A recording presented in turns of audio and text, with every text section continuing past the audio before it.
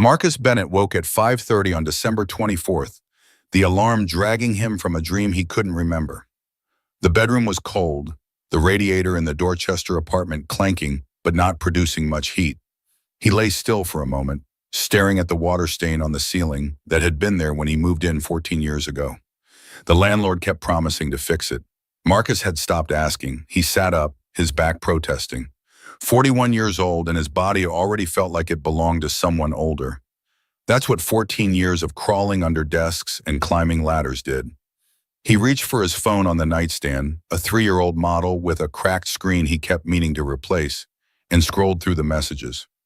Nothing important, a text from Tony at work asking if he wanted to grab a beer after the holiday. Marcus typed back a quick yes and set the phone down.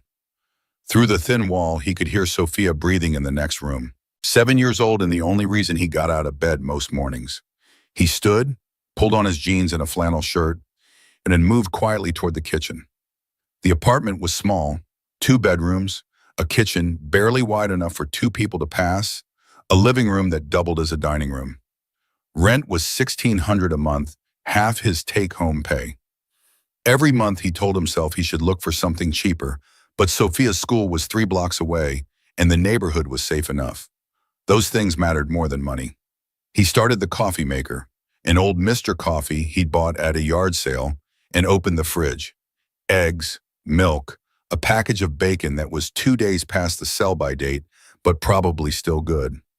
He'd make pancakes for Sophia when she woke up. Christmas Eve tradition, even if Christmas morning would be lean this year. While the coffee brewed, Marcus walked to the small shelf in the living room where he kept the things that mattered. A photo of his mother who'd passed 6 years ago from cancer, a photo of Sophia at her kindergarten graduation. Gap-toothed smile bright enough to hurt. And next to those, a small firefighter's memorial medal in a cheap frame. Below the medal was a faded photograph of a man in a Boston Fire Department uniform, arms crossed, standing in front of Engine 33, Thomas Bennett, his father. Marcus picked up the frame, held it in both hands. 27 years today. 27 years since his father had run into the Ashford building on Christmas Eve, 1998, and never come out. Marcus had been 14, stupid and brave in the way only teenage boys could be. He'd followed his father to the fire that night, watched the building burn, and then, against every order, every rule, he'd run inside because he heard someone screaming. A little girl, maybe 8 or 9 years old, blonde hair trapped under a burning wooden beam. Marcus had lifted his beam, pulled her free, dragged her toward the exit. Her arm was badly burned, her face streaked with soot and tears. He'd gotten her out, shoved her toward the paramedics, and turned to go back. That's when he saw his father, still inside, helping another man toward the door. And then the ceiling came down. Marcus set the photo back on the shelf. His hand was shaking. It always shook when he thought about that night. 3 firefighters died in the Ashford building collapse. His father was one of them. He'd saved Jonathan Ashford, the building's owner, saved him and his daughter. And then he died. Marcus had never learned the little girl's name. In the chaos of sirens and smoke and his mother's screaming, she disappeared. He'd spent years wondering if she even remembered him, if she knew that the reason she was alive was because his father wasn't. He used to imagine finding her, telling her the story, but what would he even say? "Your life cost me my dad. Congratulations." He poured coffee into a chipped mug and sat at the kitchen table. Outside, the sky was still dark, but the street lights cast an orange glow through the window. Boston in December felt like the city was holding its breath, waiting for something better that never quite arrived. Marcus thought about his father every day, but Christmas hit different. Christmas was when the guilt settled in deepest, whispering that if he hadn't been so reckless, if he hadn't run into that building, Thomas Bennett would have made it out. The coffee was bitter. Marcus drank it anyway. He heard Sophia's door open, the soft pad of her feet on the worn carpet. She appeared in the kitchen doorway wearing her favorite pajamas, the ones with the little cartoon planets on them. Her hair was a mess, dark like his, and her eyes were half closed with sleep. "Morning, kiddo." She yawned and climbed onto the chair across from him.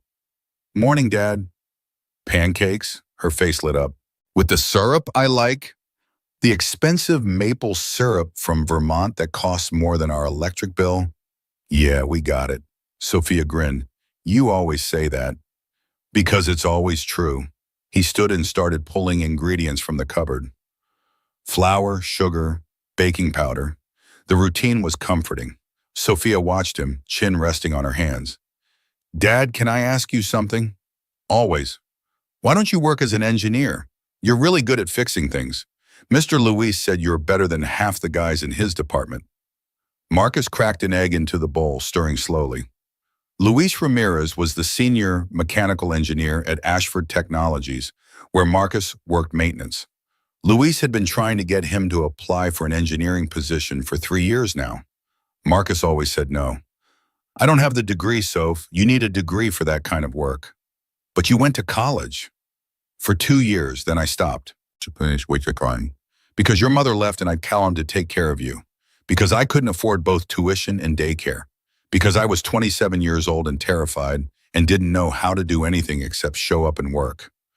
Life got complicated. Sophia frowned. That's what adults say when they don't want to explain. Smart kid, and too smart sometimes.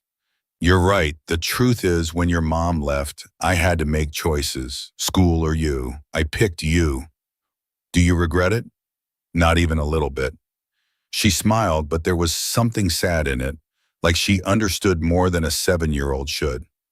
Marcus poured batter onto the hot griddle, watching it bubble and brown. He'd never told Sophia the full story of why her mother left. How Claire had packed a suitcase one morning when Sophia was 13 months old, left a note on the kitchen counter that said, I can't do this anymore, and walked out. No phone call, no forwarding address. She'd filed for divorce through a lawyer and relinquished all parental rights.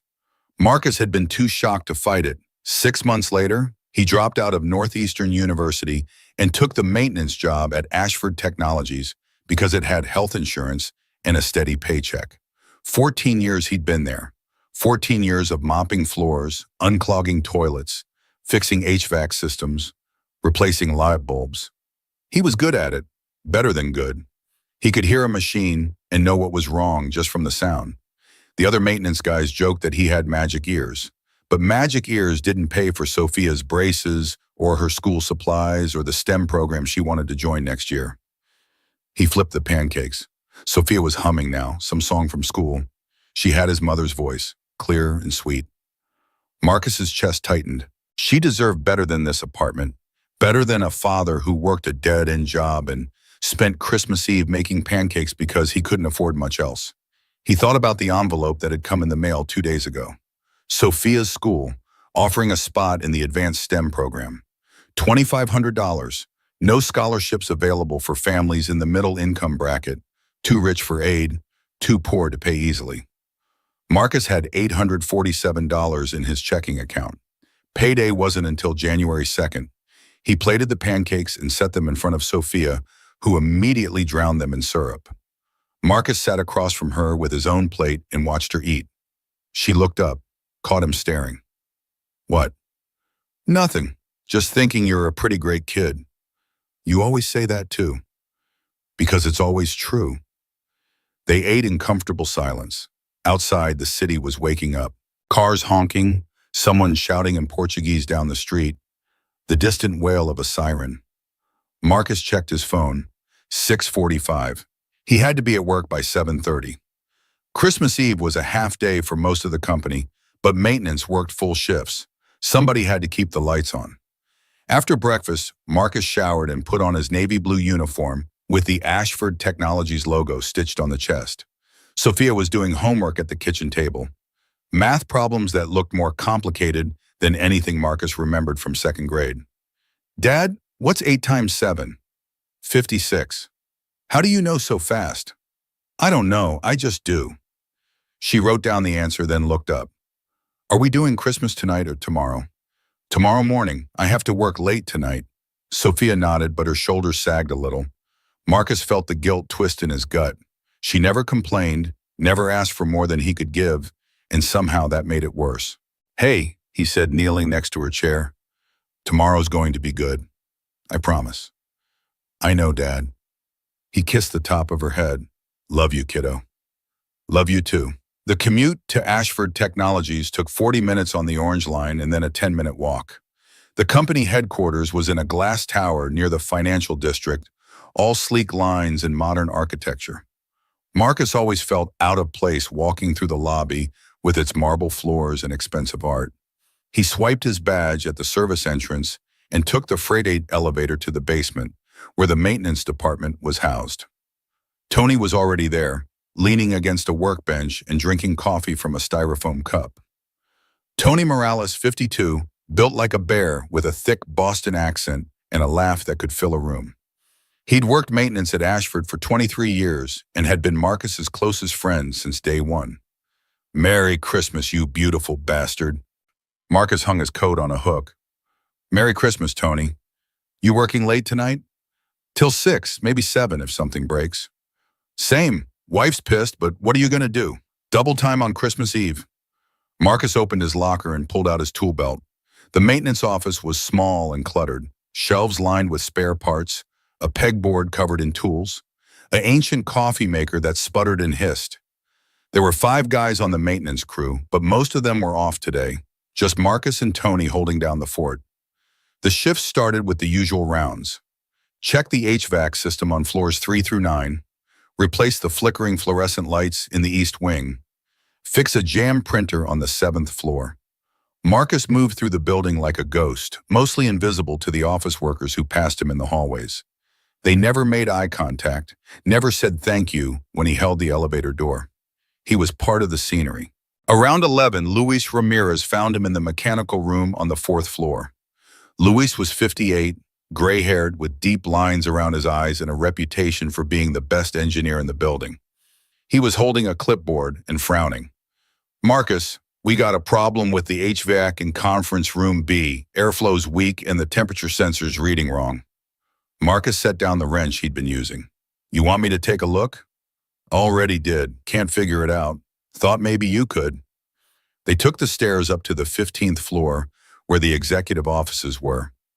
Conference room B was a massive space with floor-to-ceiling windows overlooking the Boston skyline. Inside, 3 engineers were standing around the thermostat, looking baffled. Marcus walked past them to the air vent, pressed his hand against it, then crouched down and listened. The hum was off, too high-pitched. He traced the ductwork with his eyes, mentally mapping the system. Then he stood and walked to the access panel in the corner, popped it open, and climbed inside. The ductwork was cramped and dark, but Marcus had been doing this long enough that he didn't need much light. He found the problem in less than 2 minutes. A damper stuck halfway closed, probably from a buildup of dust and a loose screw. He freed it, tightened the screw, and climbed back out. "Try it now." One of the engineers hit the thermostat. The airflow kicked in, strong and steady. Luis was grinning. "How the hell did you know?" Marcus shrugged. "The sound was wrong." "The sound?" "Yeah." Luis shook his head. "Marcus, you should be working with us, not fixing toilets." "I don't have a degree." "You don't need a degree to be smarter than half these guys." Luis gestured at the other engineers, who didn't look offended. They knew it was true. "I'm serious. I can put in a word with HR. Get you into an apprentice program." Marcus wiped his hands on his uniform. "I appreciate it, Luis, but I'm good where I am." "You're wasting your talent." "Maybe, but talent didn't pay the bills any faster, and Marcus didn't trust himself to succeed in a world where people had degrees and belonged." He thanked Luis and headed back downstairs, where Tony was waiting with a report of a clogged drain in the women's bathroom on the 3rd floor.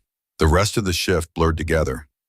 Marcus fixed a broken coffee maker, reset a circuit breaker, replaced a faulty door lock. At 4:30, the office started emptying out. Employees streamed past him in their expensive coats and scarves, chattering about holiday plans. Marcus stayed until 6, finishing the last of his paperwork, then clocked out and headed for the exit. The temperature had dropped. Marcus pulled his coat tighter and started walking toward the tea station. He'd promised Sophia he'd pick up groceries on the way home, ingredients for Christmas dinner tomorrow. Nothing fancy, just a roast chicken and some vegetables, but it would be enough. Shaw's supermarket was crowded, everyone doing last-minute shopping. Marcus grabbed a cart and moved through the aisles, checking his list. Potatoes, carrots, a bag of frozen peas, butter. He paused at the bakery section, where a woman was boxing up gingerbread cookies. Sophia loved gingerbread. Marcus checked the price. $12. He hesitated, then grabbed a box. She deserves something special. At the register, the total came to $63.42. Marcus handed over his debit card and tried not to think about the dwindling balance in his account. The cashier bagged everything in 2 plastic bags, and Marcus headed out into the cold. Sophia was waiting at home, sitting on the couch with a book. She looked up when he came in, and her face brightened. "Did you get the stuff for gingerbread cookies?" Marcus held up the bakery box. "Even better, already made." She squealed and ran over, taking the box from his hands. "Can we eat them now?" After dinner, they made grilled cheese sandwiches and tomato soup, eating at the small kitchen table while Sophia talked about her day. She'd spent the afternoon at her friend Emma's house, playing some elaborate game involving dolls and a spaceship made out of cardboard. Marcus listened, nodding in the right places, letting her voice fill the apartment. She was happy. That was all that mattered. After dinner, they sat on the couch and watched a Christmas movie on TV. Sophia curled up against his side, her head on his shoulder. Marcus's arm went numb, but he didn't move. The movie was terrible, some overly sentimental thing about a kid who saves Christmas. But Sophia was laughing, so Marcus pretended to care. Around 8, he told her it was bedtime. She argued, because she always argued, but eventually brushed her teeth and climbed into bed. Marcus tucked her in, pulling the blanket up to her chin. "Dad?" "Yeah, kiddo?" "Do you think Santa knows we're not rich?" Marcus's throat tightened. "Santa doesn't care about rich or poor. He cares about good kids. And you're the best kid I know." She smiled, her eyes already drooping. "Love you, Dad." "Love you too, Soph." He turned off the light and closed the door halfway, the way she liked it. Then he went to his own room and sat on the edge of the bed. His phone buzzed, a text from Tony. "You still up for that beer tomorrow night?" Marcus typed back, "Yeah, could use one." He set the phone down and stared at the wall. Tomorrow would be Christmas. Sophia would open the few presents he'd managed to scrape together. A science kit, a book, some art supplies. She'd smile and say thank you, and she wouldn't complain that there wasn't more. But Marcus would see it in her eyes, that flicker of disappointment she tried so hard to hide. He thought about his father again. If Thomas Bennett had lived, would things be different? Would Marcus have finished his degree, gotten a better job, been able to give Sophia the life she deserved? Or would he still be here in this cramped apartment, wondering if he was enough? The truth was, he didn't know, and that scared him more than anything. Marcus woke the next morning to the sound of his phone ringing. He fumbled for it in the dark, squinting at the screen. 5:43 a.m. Unknown number. He almost didn't answer, but something made him swipe to accept. A voice on the other end, panicked and breathless. "Is this Marcus Bennett?" "Yeah, who's this?" "This is Officer Ramirez, Boston Police. We found your name and number in an employee directory for Ashford Technologies. We need you to come to Commonwealth Avenue near Chestnut Hill Reservoir. There's been an accident." Marcus sat up, suddenly wide awake. "What kind of accident?" "A vehicle went over the embankment. We're trying to identify the driver. Your name came up in a search." "I don't understand. I'm not..." "Sir, just get here as fast as you can." The line went dead. Marcus stared at the phone, his mind racing. He didn't know anyone who lived near the reservoir. He got out of bed, pulled on jeans and a coat, and checked on Sophia. She was still asleep, her face peaceful. He scribbled a quick note and left it on the kitchen table. "Had to run an errand. Back soon. Love, Dad." He grabbed his keys and headed out into the cold. The drive to Commonwealth Avenue took 20 minutes. The sun was just starting to rise, casting everything in a pale gray light. Marcus parked on the street and walked toward the flashing lights. Police cars, an ambulance, a fire truck. A small crowd had gathered, people in bathrobes and coats, standing at a distance and watching. Marcus approached one of the officers, a young guy with a buzz cut and a serious expression. "I'm Marcus Bennett. Someone called me." The officer nodded and gestured toward the embankment. "Down there, boy." Marcus walked to the edge and looked over. At the bottom of the steep slope, a black Mercedes was nose down in the frozen reservoir, the back end jutting up at an angle. The ice around it was cracked and broken. Paramedics were loading someone onto a stretcher. "Is the driver okay?" Unconscious but stable.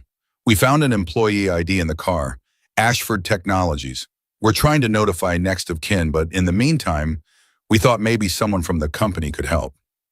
Marcus descended the slope carefully, his boots slipping on the ice. The closer he got to the car, the more wrong it felt. The Mercedes was expensive, the kind of car a CEO would drive. And then he saw the license plate. Ashford 1. His stomach dropped. One of the paramedics looked up as he approached. "You with the company?" "Yeah, maintenance." "Well, your CEO had a hell of a Christmas Eve." Marcus looked at the stretcher. The woman lying there was in her mid-30s, blonde hair matted with blood, her face pale. Even unconscious, she looked familiar. Marcus had seen her before, from a distance, walking through the office. Vivian Ashford, the CEO, the woman who ran the company and whose name was on every email and press release. What happened? Car skidded on ice, went over the edge. Lucky she didn't drown. Ice held just enough. Marcus's mind was spinning. Why had the police called him? He was nobody, just a maintenance guy. And then he saw it. On the ground next to the stretcher, half buried in the snow, was a small silver object. Marcus bent down and picked it up. A necklace. Old, tarnished, the chain broken. He brushed off the snow and read the engraving on the dog tag. BFD, Thomas Bennett, 1998. Marcus's hands went numb. This was his father's. The one that had been lost in the Ashford building fire. The one the family had been told was gone forever. How the hell did Vivian Ashford have it? He looked at the woman on the stretcher, and a memory slammed into him with the force of a freight train. A little girl, blonde hair, trapped under a burning beam, her face streaked with soot and terror. Her arm burned, her eyes wide. This was her, the girl he'd saved, the girl his father had died for. Marcus's knees almost gave out. 27 years. 27 years, and here she was, lying on a stretcher because she'd driven her car into a reservoir on Christmas Eve. And she had his father's dog tag. One of the paramedics was talking to him, but Marcus couldn't hear the words. The world had narrowed to this moment, to the necklace in his hand and the woman who'd been carrying it. He forced himself to focus. "What did you say?" "I said, do you know if she has family we can contact?" Marcus shook his head. "I don't know. Someone needs to ride with her to the hospital, company policy or something." "I can do it." The words were out before Marcus could stop them. The paramedic nodded and gestured toward the ambulance. Marcus climbed in, still holding the necklace, and sat on the bench as they loaded Vivian Ashford inside. The doors slammed shut, and the ambulance started moving, sirens wailing. Marcus looked at the necklace again, then at Vivian. Her eyes were closed, her breathing shallow. The paramedic was checking her vitals, saying something about possible hypothermia and a concussion. Marcus barely heard him. All he could think was, she remembers me. She has to. Why else would she have this? The ambulance ride felt like hours. By the time they reached the hospital, Marcus's head was pounding. The paramedics wheeled Vivian into the emergency room, and a nurse ushered Marcus into a waiting area.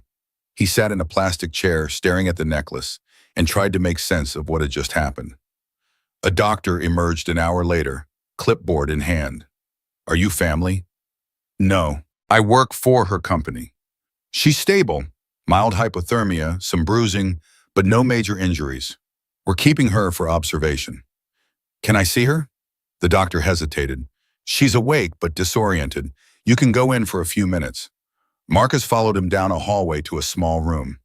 Vivian Ashford was sitting up in bed, her blonde hair tangled, a blanket wrapped around her shoulders. She looked fragile in a way that didn't match the polished image Marcus had seen in company emails. Her eyes were red, and when she saw him, she flinched. "Who are you?" Marcus held up the necklace. "I think this is yours." Vivian stared at the dog tag, and all the color drained from her face. She reached for it with a shaking hand, but Marcus didn't let go. "Where did you get this?" "I found it, 27 years ago, in the rubble of the Ashford building." Her eyes widened.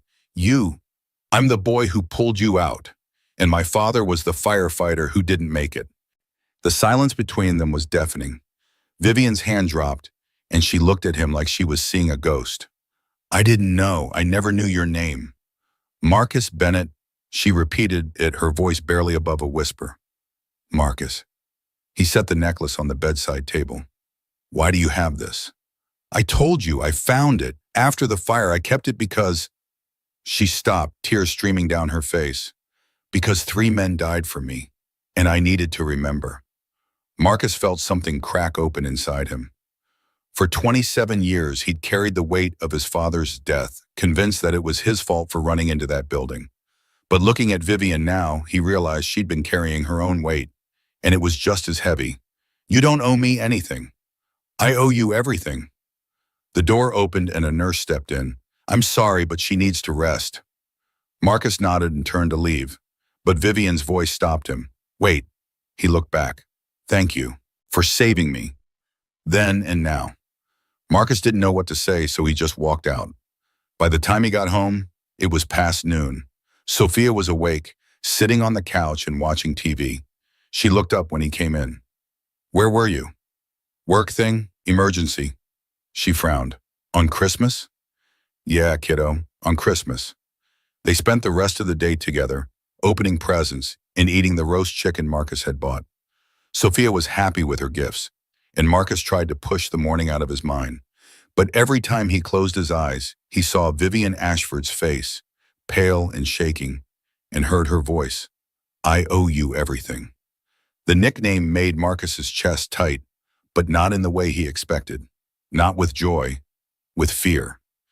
That night, after dropping Sophia at Emma's house for a sleepover, Marcus drove home alone through streets that felt too empty. The apartment was silent when he walked in.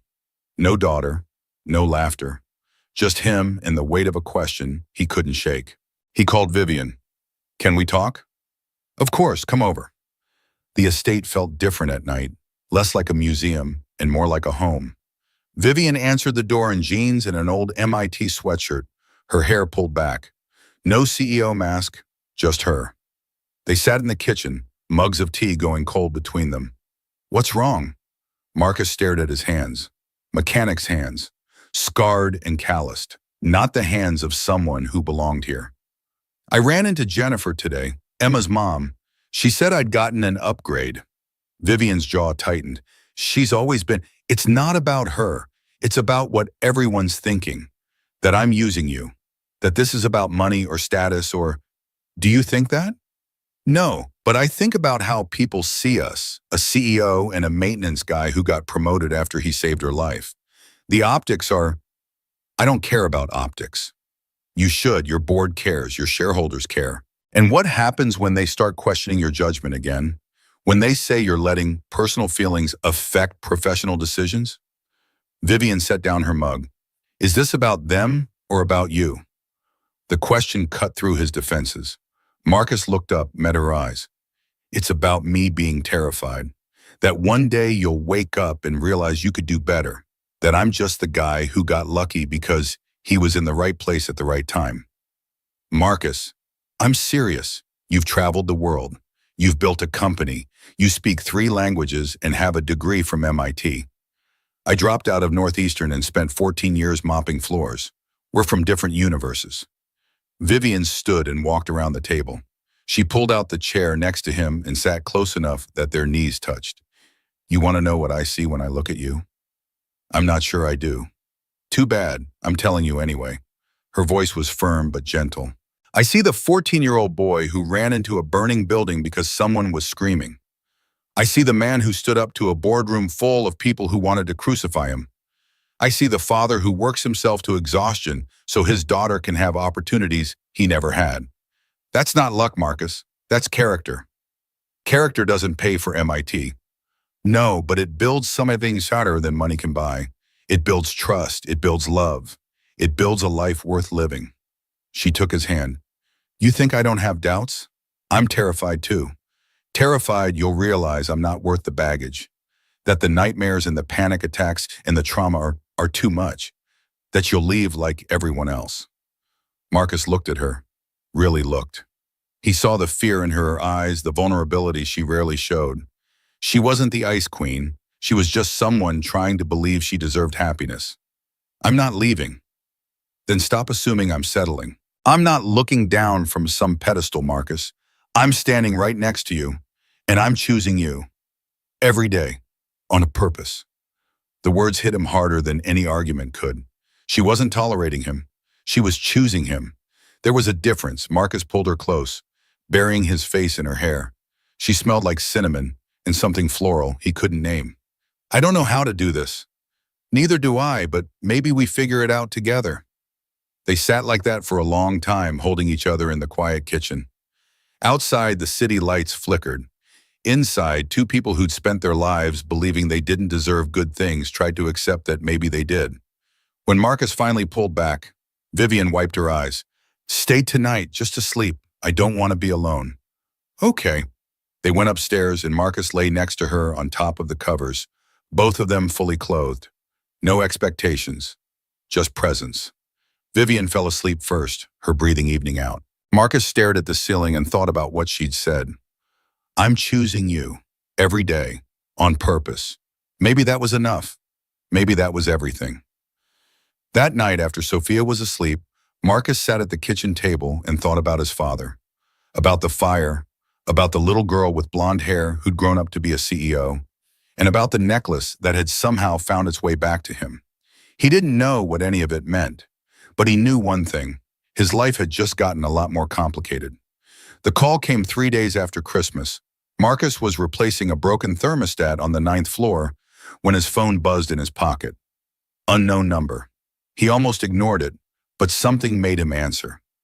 Mr. Bennett, this is Jenna Park, assistant to Vivian Ashford. Ms. Ashford would like to meet with you. Today, if possible. Marcus wiped his hands on his pants. The hallway was empty, fluorescent lights humming overhead. I'm working. She's aware. She'd like to see you at 5 o'clock in her office, 15th floor.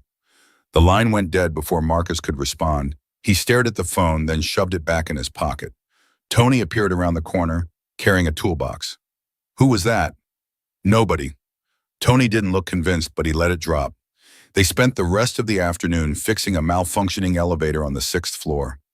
Marcus's mind kept drifting. Why did Vivian Ashford want to see him? To thank him again?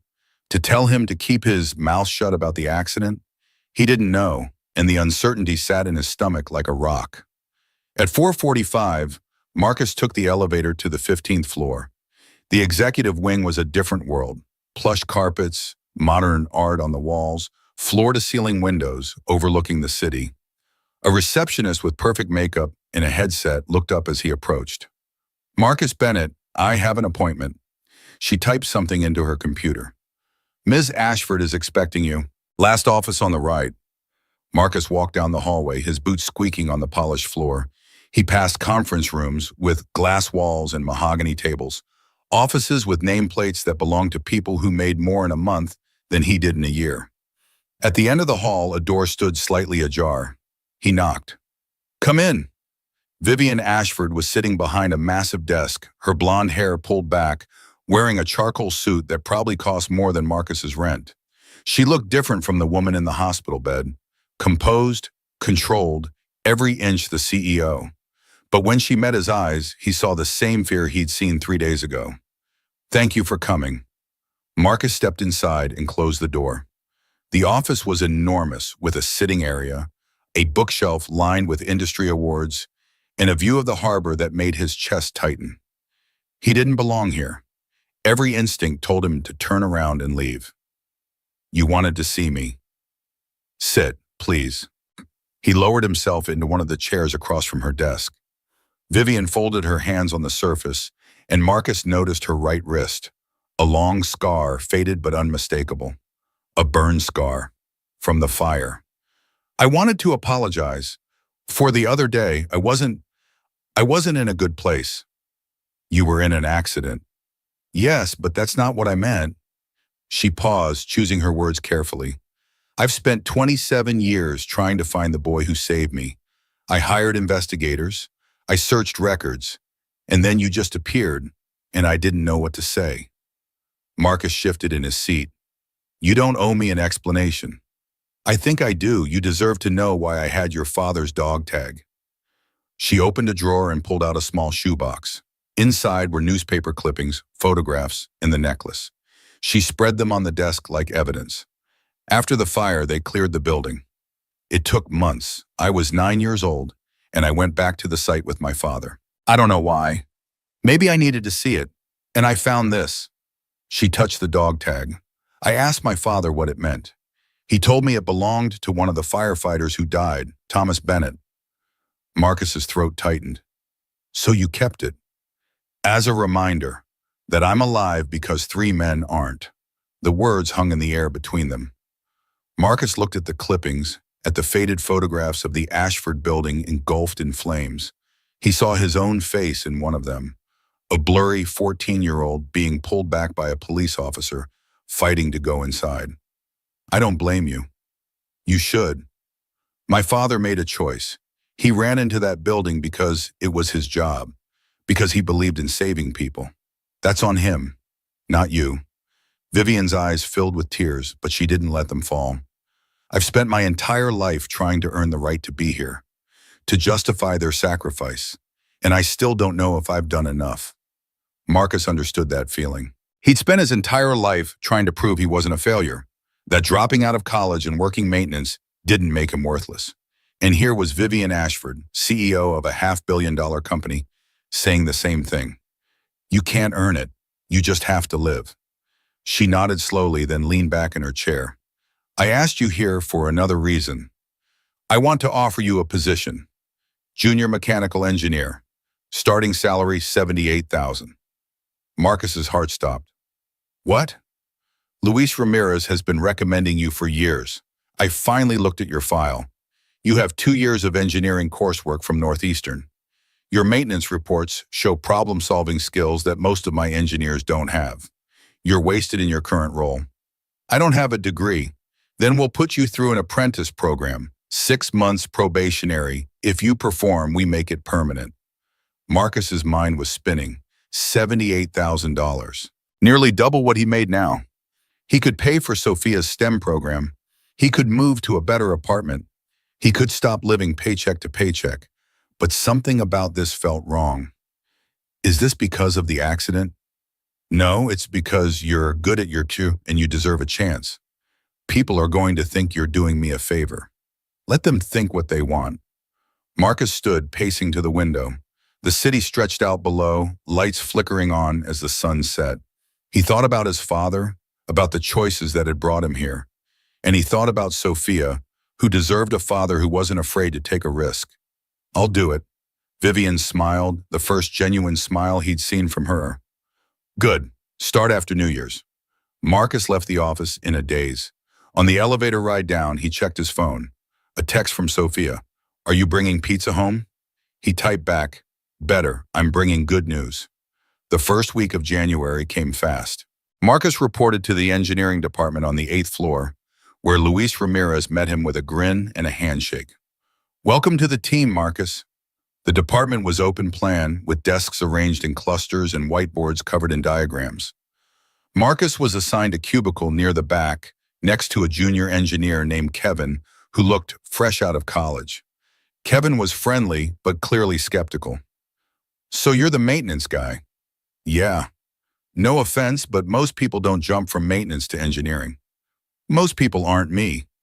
Kevin laughed, though it didn't quite reach his eyes. Marcus ignored him and focused on the work. Luis handed him a project, troubleshooting an HVAC system in the new office wing that was causing temperature fluctuations. It was grunt work. The kind of thing the senior engineers didn't want to deal with. But Marcus dove in, pulling up schematics and running diagnostics.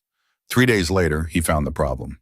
A faulty relay switch buried deep in the system, missed by the contractors who'd installed it. He replaced the switch, and the temperature stabilized. Luis clapped him on the shoulder. See? You belong here. Marcus wanted to believe him, but every time he walked past his old maintenance crew, he saw the looks. Tony was supportive, but the other guys weren't. They thought he'd abandoned them, that he'd gotten lucky because he knew someone. And maybe they were right. At home, Sophia was thrilled. She ran around the apartment yelling about how her dad was an engineer now, how they were going to move to a better place. Marcus didn't have the heart to tell her it was probationary, that he could still screw it up and end up back where he started. 2 weeks into the new job, Marcus was sitting at his desk when his phone buzzed. A text from an unknown number. Need to talk. Meet me at the North End Pizzeria at 7. He frowned. The number wasn't saved, but something about the phrasing felt familiar. He texted back, "Who is this?" The reply came instantly. Vivian. Marcus's pulse quickened. They hadn't spoken since the day she'd offered him the bomb. He'd seen her a few times in the hallway, always surrounded by assistants and board members, always moving too fast to stop. But now she wanted to meet. Outside the office. That couldn't be good. He left work at 6:30 and took the T to the North End. The pizzeria was a hole-in-the-wall place Marcus had been going to since he was a kid, the kind of spot tourists never found. Vivian was already there, sitting in a corner booth, wearing jeans and a sweater. No suit, no assistants, just her. Marcus slid into the seat across from her. "What's going on?" "I needed to get out of the office, and I wanted to talk to someone who wouldn't judge me." "I'm not sure I'm that person." "You're the only person." The waitress came over, and they ordered a pizza and 2 beers. Vivian looked exhausted, dark circles under her eyes, her hands wrapped around a glass of water. "The board is pushing back on the Q1 projections. They think I'm being too conservative. My CFO, Helen Whitmore, has been campaigning to replace me for months, and now she has allies." "Why are you telling me this?" "Because I don't have anyone else to tell." Marcus took a sip of his beer. "You're the CEO. You have a whole company. And every single one of them wants something from me. You're the only person who doesn't." That wasn't entirely true. Marcus wanted to keep his job, wanted to prove he deserved it, but he understood what she meant. There was something honest between them. Something that didn't exist in the polished world of executive offices and board meetings. "What's Helen's problem with you?" "She thinks I'm weak, that I let emotion cloud my judgment." And maybe she's right. You're not weak. You don't know me. I know you drove through a blizzard on Christmas Eve because you were having a panic attack. I know you kept my father's dog tag for 27 years. I know you offered me a job even though people are going to talk. That's not weakness. Vivian looked at him, and for a moment the mask slipped completely. She wasn't the CEO. She was just a woman who was tired and scared and trying to hold everything together. The pizza arrived, and they ate in silence. Marcus thought about his own life, about the choices he'd made and the ones he'd avoided. He'd spent 14 years playing it safe, taking the job that paid the bills and never risking more. And now here he was, sitting across from a woman who'd risked everything to build something, only to have people try to tear it down. "Can I ask you something?" Vivian nodded. "Why do you keep going? If it's this hard, why not step down?" "Because if I do, then what was it all for? My father built this company. 3 men died so I could be here. If I walk away, their sacrifices mean nothing." Marcus understood that. He'd spent his whole life trying to make his father's death mean something, trying to be the kind of man Thomas Bennett would have been proud of. But somewhere along the way, he'd forgotten that living wasn't the same as existing. Maybe it's not about what they sacrifice. Maybe it's about what you do with the life they gave you. Vivian's eyes softened. That's easy to say. Doesn't make it wrong. They finished the pizza and walked outside. The night was cold, snow starting to fall in lazy flakes. Vivian pulled her coat tighter and looked up at the sky. "Thank you for this." "For what?" "For treating me like a person." Marcus didn't know how to respond, so he just nodded. They stood there for a moment, 2 people who'd been connected by tragedy and were now trying to figure out what that meant. Then Vivian's phone buzzed and she checked it, her expression darkening. "I have to go. Emergency board call." She walked away, disappearing into the crowd. Marcus watched her go, then headed home. The next morning, Marcus arrived at work to find the office buzzing. People were huddled around computer screens, whispering. Tony grabbed him in the hallway. "Dude, have you seen this?" He shoved his phone in Marcus's face. The screen showed a headline from the Boston Herald, "Ashford CEO's Secret Christmas Rendezvous." Below the headline was a photo, Marcus and Vivian standing outside the pizzeria the night before. The angle made it look intimate, like they were on a date. The caption read, "Vivian Ashford, CEO of Ashford Technologies, spotted with unidentified man." Sources say the two spent the evening alone at a North End restaurant. Questions arise about professional boundaries. Marcus's stomach dropped. This is bullshit. Yeah, but it doesn't look good. People are talking. Marcus scrolled through the article. It didn't name him, but it wouldn't take long for someone to figure it out. He was the maintenance guy who'd just been promoted to engineering. The timing was too convenient. People would assume he'd slept his way into the job, that Vivian had given him special treatment. By lunchtime, the rumors had spread. Kevin smirked when Marcus walked past his desk. Nice promotion, man. Guess it pays to know the right people. Marcus ignored him and went to Luis's office. Luis was staring at his computer screen, his expression grim. I assume you've seen the news. It's not what it looks like. I don't care what it looks like, but HR is going to care, and the board is going to care. You need to be prepared for questions. Marcus ran a hand through his hair. I didn't do anything wrong. I believe you, but perception matters. That afternoon, Marcus was called to HR. The director, a stern woman named Patricia Green, sat across from him with a file open on her desk. Mr. Bennett, we need to discuss your relationship with Miss Ashford. There is no relationship. She's my boss. According to the Herald, you were seen having dinner with her. We got pizza. That's not a relationship. It's a breach of protocol. Employees are not to fraternize with executives outside of work functions. Marcus's jaw tightened. She wanted to talk. I listened. That's it. Patricia made a note in the file. I'm going to recommend you take a leave of absence while we investigate. Investigate what? I didn't do anything. It's for your protection as much as hers. Marcus stood, his hands shaking. This is ridiculous. It's company policy. He walked out before he said something he'd regret. On the way to the elevator, he ran into Vivian. She was surrounded by assistants, but when she saw him, she stopped. Marcus. Not now. He didn't wait for a response. He took the elevator down, grabbed his coat, and left the building. Outside, the snow was falling harder, the wind cutting through his jacket. His phone buzzed. A text from Sophia. Dad, kids at school are saying mean things about you. Are you okay? Marcus's chest tightened. This wasn't just about him anymore. It was about Sophia, about the life he'd been trying to build for her, and now it was falling apart because of a photo and a headline. He texted back, I'm fine, kiddo. Don't listen to them. But he wasn't fine. He was angry and humiliated and scared. Scared that he'd lose the job, that he'd go back to maintenance, that Sophia would see him as the failure he'd always feared he was. He walked for an hour, not caring where he was going. Eventually, he found himself at the Ashford Building Memorial, a small park with a plaque listing the names of the people who died in the fire. Thomas Bennett, Robert Cruz, James Wilson, Rachel Morrison. Rachel Morrison.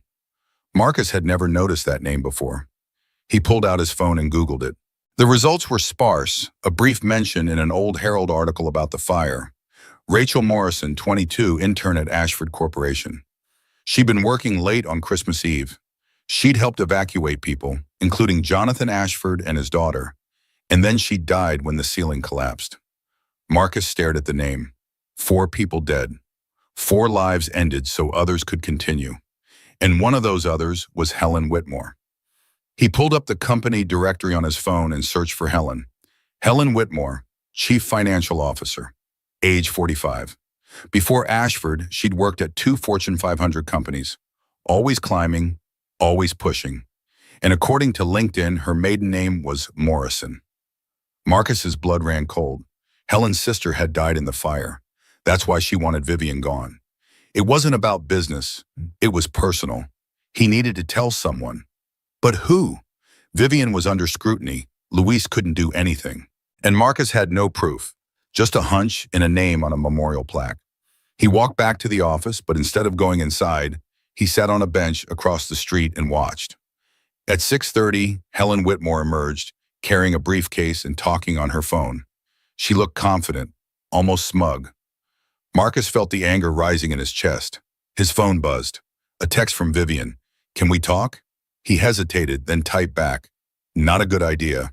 Her response came immediately. Please, I need to explain. Marcus sighed and walked across the street. He took the elevator to the 15th floor, where Vivian was waiting in her office. She looked like she hadn't slept, her hair loose around her shoulders, her suit jacket draped over a chair. "I'm sorry for all of this. It's not your fault." "It is. I shouldn't have asked you to meet me. I should have known someone would see." Marcus sat down. "It doesn't matter. What's done is done. HR wants you to take a leave of absence." "I know." "I told them no." Marcus looked up sharply. "What?" "I told them you did nothing wrong, that I asked you to meet me, that it was professional." "They're not going to believe you." "I don't care. I'm not letting you take the fall for this." Marcus's throat tightened. No one had ever stood up for him like that. Not his ex-wife, not his bosses, no one. "Why are you doing this?" "Because you saved my life twice, and because you're right. I've been so busy trying to earn my place here that I forgot what actually matters." "Which is?" "People. Real people. Not board members or shareholders. People like you who show up and do the work and don't expect anything in return." Marcus wanted to believe her, but he'd been burned before. He'd trusted Claire, and she'd left. He'd trusted that hard work would be enough, and it hadn't been. Trust was a luxury he couldn't afford. "I need to think about this." Vivian nodded. "Take all the time you need." Marcus stood and walked to the door, but before he left, he turned back. Helen Whitmore's sister died in the fire. Rachel Morrison. Vivian's face went pale. "How do you know that?" "The memorial. I looked it up. Helen isn't going after you because of business. It's revenge." Vivian sank into her chair, her hands trembling. "I didn't know." "Neither did I. But now we do." Marcus left before she could respond. On the way down, he thought about the web they were all caught in. Him, Vivian, Helen, Sophia. 4 people connected by a fire that happened 27 years ago, and none of them could escape it. That night, Marcus sat at the kitchen table and told Sophia everything. Not the details, but enough. That people were saying mean things because of a misunderstanding. That he might have to leave his new job. That things were going to be hard for a while. Sophia listened, her face serious. When he finished, she reached across the table and took his hand. "Dad, are you scared?" Marcus thought about lying, about being the strong father who had all the answers. But he was tired of pretending. "Yeah, kiddo, I am." "That's okay. Mom always said being scared just means you care about something." Marcus's chest ached. Claire had left, but she'd given him Sophia, and Sophia was the only thing that mattered. "When did you get so smart?" "I've always been smart. You just finally noticed." He laughed, the sound cracking the tension in the room. They sat there for a while, holding hands across the table, and Marcus realized something. No matter what happened with the Gurney or the board or Helen Whitmore, he had this. He had Sophia, and that was enough. The next morning, Marcus went back to work. He didn't hide in his cubicle or avoid eye contact. He walked in with his head up and did his job. Kevin made a snide comment, and Marcus ignored him. Another engineer asked if the rumors were true, and Marcus said no. By lunchtime, the whispers had died down. At 3 o'clock, his phone buzzed. A text from Vivian. "Board meeting tomorrow, 9 a.m. They're calling for my resignation. I need you there." Marcus stared at the screen. She was asking him to walk into the fire again, to risk everything for someone he barely knew. Every logical part of his brain screamed no. But then he thought about his father, about the choice Thomas Bennett had made to run into a burning building, about the little girl who'd grown up carrying the weight of that sacrifice. He typed back, "I'll be there." Marcus arrived at the Ashford Technologies building at 8:30, wearing the only suit he owned, a black one he'd bought for his mother's funeral 6 years ago. It still fit, barely, the shoulders a little tight. He took the elevator to the 15th floor, where Vivian's assistant Jenna was waiting. "Ms. Ashford is already in the boardroom. They started early." Marcus's stomach nodded. "She asked me to be here." Well, Jenna hesitated, then nodded toward the double doors at the end of the hall. "Go ahead." The boardroom was massive, with a long mahogany table and leather chairs. 7 people sat around it, all older, all wearing expensive suits. Vivian was at the head of the table, her posture rigid. Helen Whitmore sat 3 seats down, her expression carefully neutral. When Marcus entered, every head turned. Richard Thornton, the board chairman, was in his late 60s with silver hair and a face that had forgotten how to smile. He looked at Marcus like he was an insect that had wandered in by mistake. "Who is this?" Vivian stood. "This is Marcus Bennett. I asked him to be here. This is a closed board meeting. And I'm invoking my right to bring a witness." Thornton's jaw tightened, but he gestured to an empty chair against the wall. Marcus sat, feeling the weight of every stare. Helen was watching him with something that looked like satisfaction. Thornton shuffled papers in front of him. "Let's get to it. Vivian, this board has received concerns about your judgment, specifically regarding your relationship with a subordinate employee." "There is no relationship. Marcus helped me after a car accident. We had one dinner to discuss his career path. That's it." A woman named Karen Reeves leaned forward. She was in her early 60s, sharp-eyed and skeptical. "The optics are terrible. A CEO alone with a maintenance worker she just promoted? It looks like favoritism at best, harassment at worst." Marcus earned his promotion. Luis Ramirez recommended him 3 years ago. I finally acted on it. Helen spoke for the first time, her voice smooth and measured. "But the timing, Vivian. You promote him right after he pulls you from a car accident. On Christmas Eve, no less. And then you're photographed having dinner with him. It raises questions." Vivian's hands clenched on the table. Questions that have answers. "Marcus has skills this company needs. His promotion had nothing to do with the accident. Then why didn't you promote him 3 years ago when Luis first recommended him?" The silence stretched. Marcus could see Vivian struggling, trying to find an explanation that wouldn't sound defensive. Helen was good. She knew exactly where to press. David Park, a board member in his 50s, cleared his throat. "Vivian, we're not questioning your intentions, but we have a responsibility to protect this company's reputation. The Herald article has shareholders asking questions. Clients are concerned. We need to address this. By firing an innocent man? By putting him on leave while we investigate." Marcus felt the floor drop out from under him. He'd expected this, but hearing it said out loud made it real. He was about to lose the job he'd barely started, the chance he'd spent 14 years waiting for. "No." Everyone turned to look at him. Thornton's expression hardened. "Excuse me?" Marcus stood, his legs shaking but his voice steady. "I'm not taking leave. I didn't do anything wrong." "That's not your decision." "Actually, it is. You can fire me, but you can't make me disappear because it's convenient." Helen's eyes narrowed.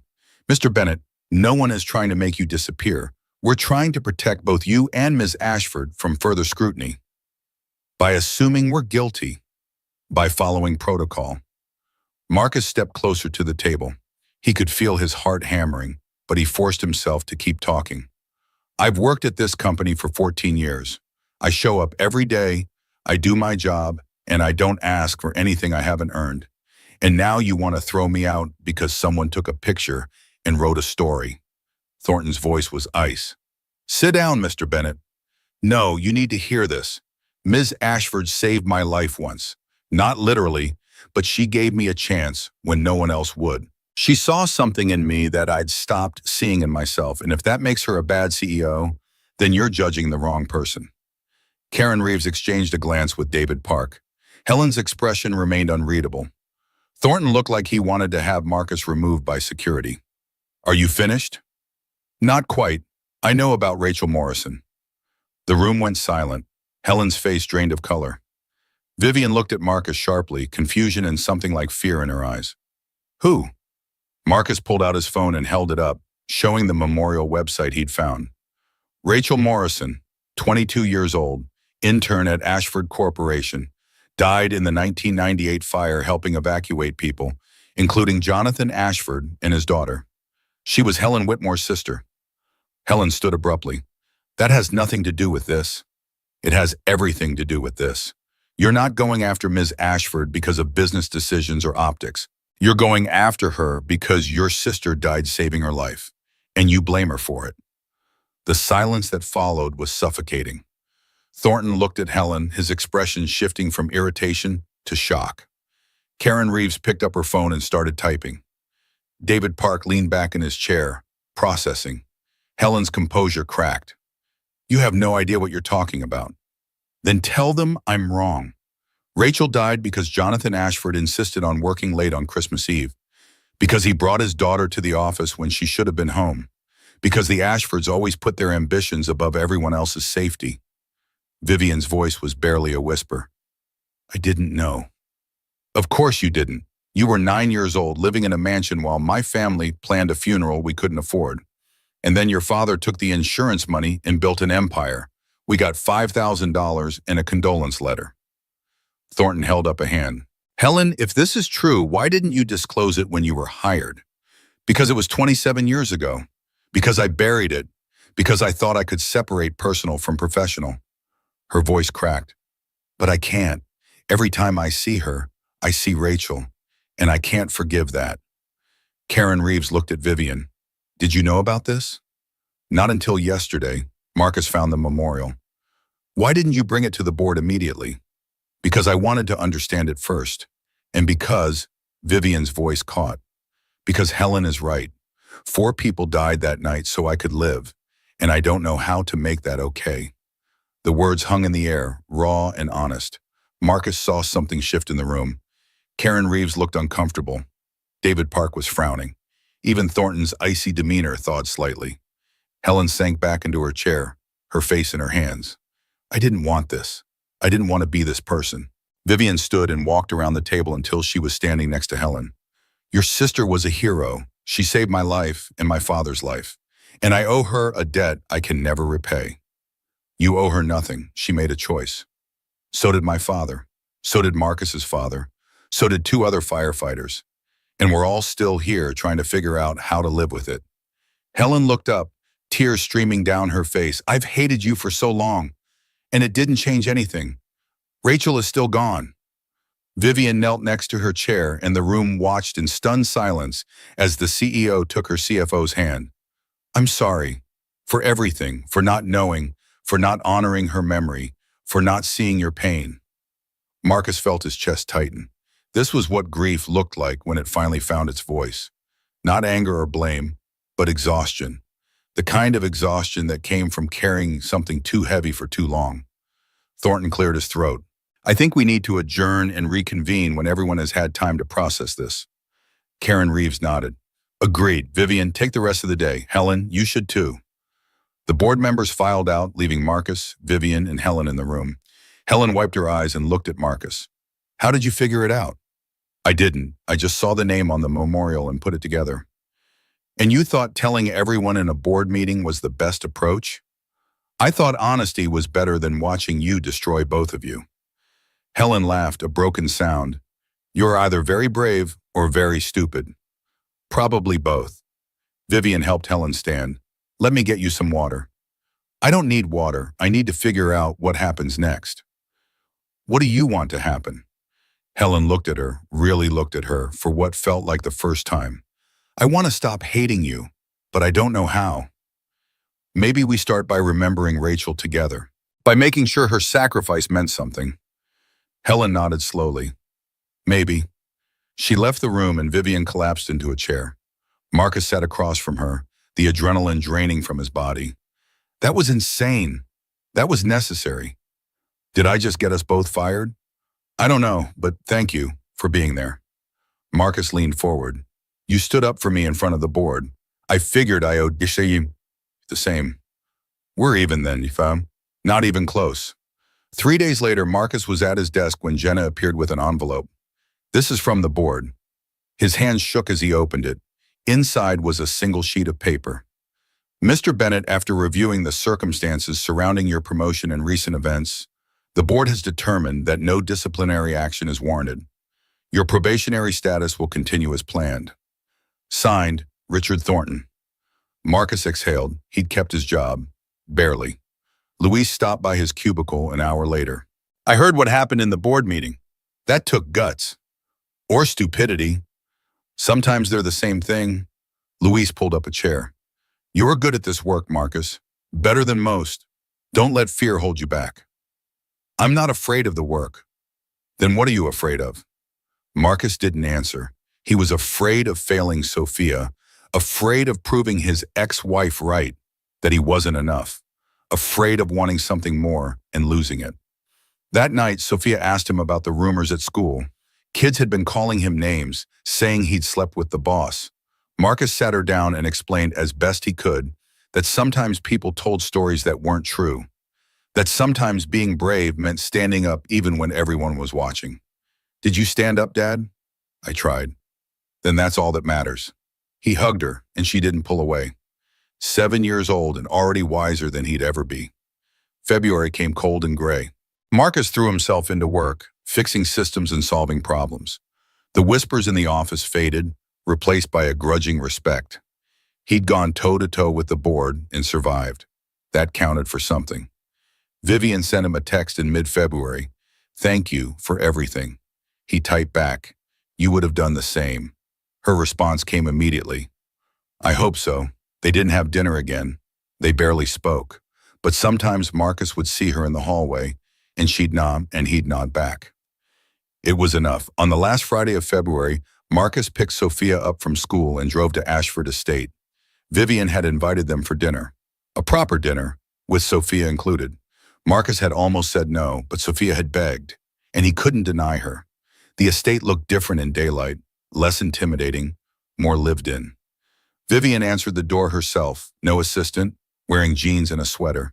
She smiled when she saw Sophia. "You must be Sophia. And you must be the lady my dad saved." Vivian laughed. "I am. Come in." The inside of the house was warmer than Marcus remembered. There were fresh flowers on the table, music playing softly. Sophia ran ahead, exploring, and Vivian led Marcus to the kitchen. "I made lasagna, or tried to. It might be terrible. I'm sure it's fine." They ate in the dining room, Sophia chattering about school and her friends and a science project she was working on.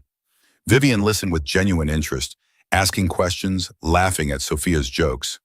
Marcus watched them and felt something shift in his chest. This was what normal looked like. Sitting at a table, sharing a meal, no agendas or expectations. After dinner, Sophia curled up on the couch with a book. Vivian and Marcus sat on the back patio, bundled in coats, watching the sun set over the frozen garden. Helen resigned. Marcus looked at her. "When?" "Yesterday. She said she needed time to deal with her grief. The board accepted." "How do you feel about it?" "Relieved, sad, guilty, all of it." Marcus understood. Guilt was a constant companion, always whispering that you didn't deserve what you had. "Do you regret it? The promotion? The dinner, all of it?" "No, but I regret that you got hurt because of me." "I'm fine. Are you?" Marcus thought about the question. Was he fine? He had a job he'd wanted for years. He had Sophia. He had enough money to stop worrying every month. But there was a hollowness, a sense that he was still waiting for the other shoe to drop. "I'm working on it," Vivian smiled. "Me too." They sat in silence, the cold biting but bearable. Marcus thought about his father, about the choices that had led them here. And he thought about what he'd told Vivian weeks ago. Maybe it's not about what they sacrificed. Maybe it's about what you do with the life they gave you. He was starting to believe it. March brought warmer weather. Marcus's probationary period ended, and his position was made permanent.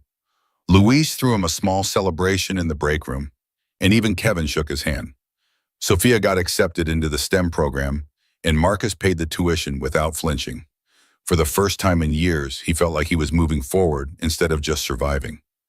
Vivian called him on a Tuesday afternoon. "Can you meet me tonight? Same place as before?" Marcus hesitated. "Is this about work?" "No, it's personal." He met her at the North End Pizzeria at 7. She was already there, sitting in the same booth, but this time she looked lighter, less burdened. "I wanted to tell you something. I've been seeing a therapist, working through the PTSD, the survivor's guilt, all of it." "That's good. It's hard, but I think it's helping. And I wanted to thank you for pushing me to face it."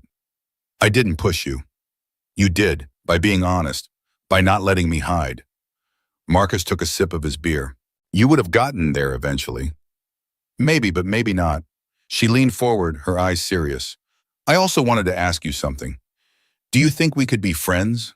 Real friends, not just people connected by tragedy." Marcus thought about it.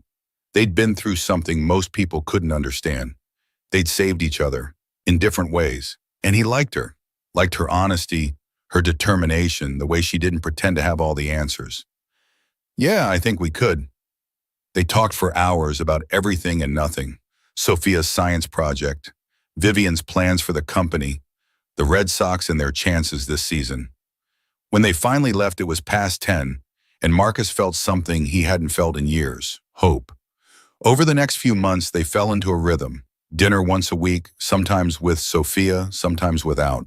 They talked about work, about life, about the weight they both carried, and slowly the weight got lighter. In June, Vivian invited Marcus and Sophia to a company picnic.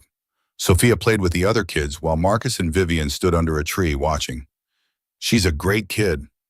"She is. Takes after her old man." Vivian laughed. "Modest, aren't you?" "Realistic." She turned to him, and there was something different in her expression. Something vulnerable. "Marcus, can I ask you something?" "Always." "Do you think people like us get second chances? People who've spent so long surviving that they forgot how to live?" Marcus looked at Sophia, chasing a soccer ball across the grass, her laughter carrying on the wind. He thought about his father, about the fire, about all the years he'd spent believing he didn't deserve more. And he thought about Vivian, standing next to him, asking the same question. "I think we're already living them." Vivian smiled, and it reached her eyes. "Good, because I'd like to keep trying." "Me too."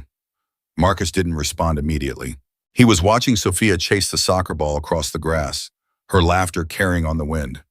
Then he watched Vivian watch Sophia, and something clicked into place. It was the little things. The way Vivian had memorized that Sophia liked her sandwiches cut diagonally, not straight across. The way she crouched down to Sophia's eye level when talking, never standing over her. The way she'd bought a book about raising daughters and left it on her nightstand, pages flagged and annotated. Vivian wasn't visiting his life. She was building one with him, with them. And Marcus realized something that made his breath catch. He wanted to marry this woman. Not in some distant, theoretical future. He wanted to stand in front of people and say, "These vows matter and she matters, and we're doing this together." He wanted Sophia to have stability, to know that Vivian wasn't temporary. He wanted to wake up every morning and see Vivian's face and know she was his. The thought terrified him, but it also felt inevitable, like a door that had been closed for 14 years suddenly swinging open. "Marcus? You okay?" He blinked, turning back to Vivian. "Yeah, just thinking." "About what?" "About how I'm going to ask you to marry me. About how I need to find a ring I can actually afford. About how I want Sophia to help me plan it, because this isn't just about you and me, it's about all three of us. About how lucky I am." Vivian's smile was soft. "We both are." And under that tree, on a Saturday in June with the sound of children playing and the sun warm on their faces, Marcus made a decision. He was going to take the risk. Because some things, some people, were worth being afraid for. They stood there side by side, watching Sophia play. And for the first time in a long time, Marcus felt like he was exactly where he was supposed to be. August came hot and humid. Marcus took Sophia to Cape Cod for a week, the first vacation they'd had in years. They swam in the ocean, built sand castles, ate too much ice cream. Sophia asked if Vivian could come next time, and Marcus didn't know how to answer. "Do you like her, Dad?" "She's my friend." "But do you like her like her?" Marcus laughed. "When did you become a matchmaker?" "I'm just saying, she makes you smile, and you don't smile enough." He didn't argue. Sophia was right. Vivian did make him smile. But the idea of something more felt impossible. She was his boss, a CEO, someone who lived in a world Marcus was still learning to navigate. And yet, while Marcus was at the Cape, Vivian sat in Dr. Sarah Chen's office for her Thursday afternoon appointment.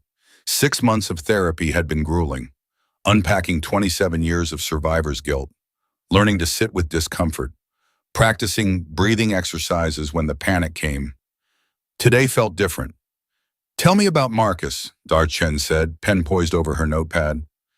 Vivian had been expecting this. They danced around the topic for weeks. "He makes me feel safe." "Expand on that." "Not safe like protected. I can protect myself. Safe like I don't have to perform. I can be scared and he doesn't judge me. I can be weak and he doesn't leave." Dr. Chen leaned forward. That's significant progress, Vivian. I know, and it terrifies me. Wigan. Vivian looked out the window at the Boston skyline. Everyone I've ever relied on has either died or left. My father, heart attack 5 years ago. My mother chose her new husband over me. The board turns on me every time there's a bad quarter. I've learned not to need people. But Marcus, she trailed off. But Marcus what? But Marcus makes me want to need someone. And I don't know if I can survive if he leaves too. Dr. Chen set down her pen. What if he doesn't leave? Then I have to figure out how to let him stay. And I don't know if I remember how to do that. The silence stretched. Outside, a siren wailed. Inside, Vivian sat with the uncomfortable truth. She was falling in love, and it was the scariest thing she'd done since running into that burning building to save Marcus and Sophia. What's your homework this week? Dr. Chen asked. Tell him I'm scared. Good. And Vivian, being scared doesn't make you weak. It makes you human. Vivian nodded, but she didn't quite believe it. Not yet. When they got back from vacation, Vivian called. I need a favor. The HVAC in my house is broken, and the repair company can't come until next week. I'm dying in this heat. I can take a look. Marcus drove to the estate the next evening. Vivian let him in, her face flushed from the heat. The house was stifling. Marcus went to the basement and found the problem immediately. A blown capacitor and a tripped breaker. He fixed it in 20 minutes and the cool air started flowing. When he came back upstairs, Vivian was sitting on the couch with 2 glasses of iced tea. You're a lifesaver. Just doing what I'm good at. Marcus, can I ask you something? And I need you to be honest. Okay? Do you see me as your boss or as something else? The question caught him off guard. He sat down across from her, choosing his words carefully. At first you were my boss. Then you were the girl I saved. Then you were someone I didn't understand. Now you're my friend, and maybe... He stopped. Maybe what? Maybe more than that, but I don't know if that's smart or even possible. Vivian set down her glass. Why not? Because you're Vivian Ashford, CEO, rich, powerful, and I'm Marcus Bennett, engineer, paycheck to paycheck, single dad. We're from different worlds. So were we 27 years ago, and yet here we are. Marcus's heart was pounding. What are you saying? I'm saying I like you, not because you saved me or because you're good at your job. I like you because you're honest and kind, and you see me as a person, not a title. And I'd like to see where this goes, if you want to. Marcus thought about all the reasons this was a bad idea. The gossip, the power imbalance, the risk of losing everything. But then he thought about what Sophia had said. You don't smile enough. And he thought about his father, who'd run into a burning building because saving people mattered more than safety. Sometimes you had to take the risk. Yeah, I want to. Vivian's smile was like sunrise. Good, because I was worried I'd have to convince you. You're pretty persuasive. I've had practice. They sat there, the cool air finally filling the house, and Marcus felt something settle inside him. This was terrifying. This could go wrong in 100 different ways. But for the first time in his life, he was willing to find out. September arrived with cooler weather and the start of school. Sophia was thriving in the STEM program, building robots and asking questions that Marcus couldn't always answer. Vivian came to one of Sophia's presentations, sitting in the back row, applauding loudly when Sophia demonstrated her project. Afterwards, Sophia ran up to her. Did you see? I made a robot that sorts recycling. I saw. You're brilliant. Sophia beamed. Thanks, Viv. The nickname made Marcus's chest tight. Sophia had started calling her Viv a few weeks ago, and Vivian hadn't corrected her. They were building something, the 3 of them. Something fragile but real. That night, after Sophia was asleep, Marcus and Vivian sat on his apartment's tiny balcony. It was nothing like the estate, just a rusted railing and a view of the parking lot. But Vivian didn't seem to care. I like it here. It's a dump. It's yours. That makes it special. Marcus looked at her. You really mean that? I do. I spent so long in that big house, surrounded by things that didn't matter. She gestured to the balcony, the apartment, the life Marcus had built. This is real. Real doesn't pay the bills. No, but it's worth more. Marcus wanted to believe her. And maybe, just maybe, he was starting to. October came, and with it, a decision.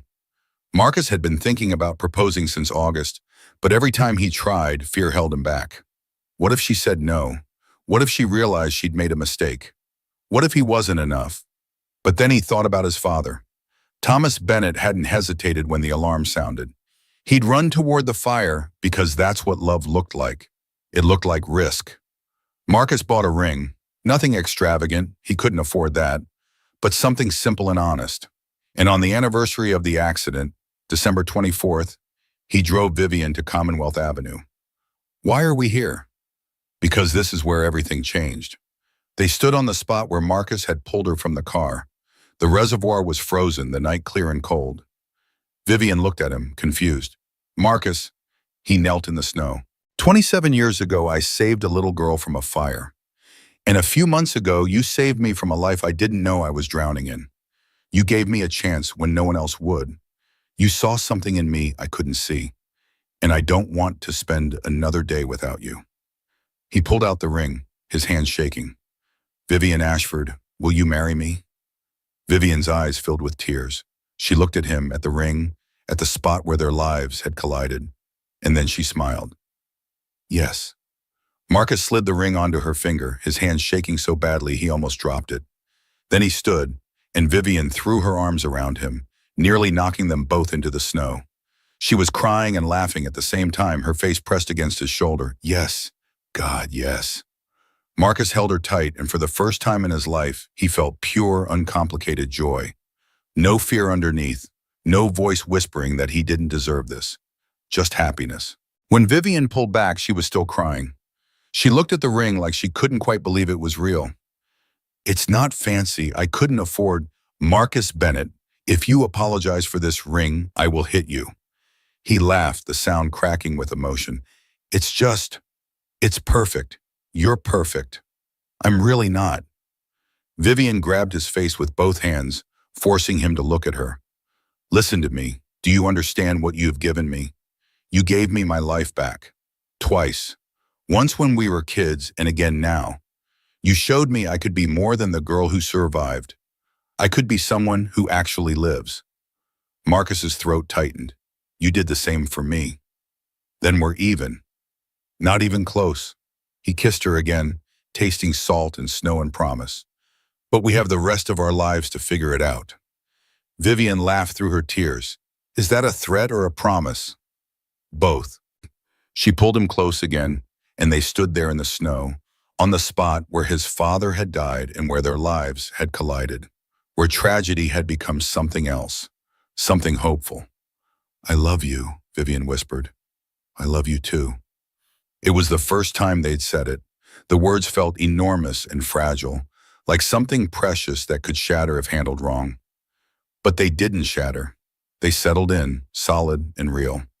Marcus thought about his father, about the choice Thomas Bennett had made to run into that building, about how one decision could ripple forward through time, connecting lives in ways no one could predict. 27 years ago, his father had saved a little girl. Tonight, that little girl had saved him back. And now they were building something new from the ashes of the past. Not a debt repaid, a life shared. Marcus slid the ring onto her finger and stood. They kissed, the snow falling around them, and for the first time in his life, Marcus felt complete. The drive back to pick up Sophia was quiet, both of them still processing what had just happened. Marcus kept glancing at the ring on Vivian's finger, catching the light from passing street lamps. Real. This was real. When should we tell her? Vivian asked.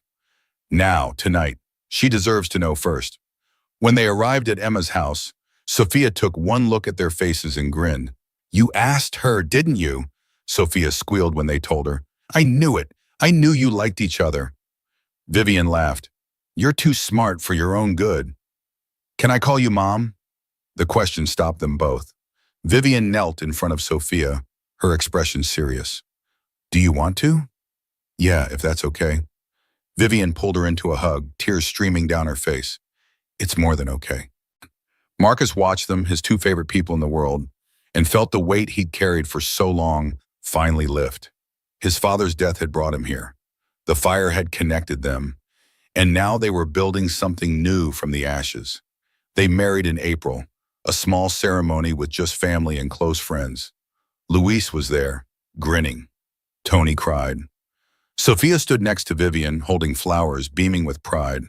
And when Marcus kissed his bride, he felt his father's presence, a quiet approval that this was right. They moved into the estate, and Marcus spent months making it feel like home. He built Sophia a treehouse in the backyard. He planted a vegetable garden. He turned one of the guest rooms into a workshop where he could tinker with machines. Vivian laughed and called him her personal handyman, and he didn't mind. In December, on Christmas Eve, they stood in front of the fireplace, the one Vivian had been afraid of for so long, and lit a candle for Thomas Bennett, Rachel Morrison, Robert Cruz, and James Wilson. 4 lives that had ended so others could continue. 4 sacrifices that had led them here. Sophia held Vivian's hand. Vivian held Marcus's. And together, they stood in the warmth of the fire, no longer afraid. "Do you think they're proud of us?" Sophia asked. Marcus looked at his daughter, at his wife, at the life they'd built. He thought about the choices he'd made, the risks he'd taken, the fear he'd overcome. And he thought about his father, who'd taught him that bravery wasn't the absence of fear. It was doing what mattered anyway. "Yeah, kiddo, I think they are." The candle flickered, shadows dancing across the walls. Outside, snow began to fall again. Gentle this time, not the blizzard that had brought them together 2 years ago. Marcus watched the flakes catch the light from the windows, covering the world in something clean and new. He looked around the room. Photos now lined the mantel.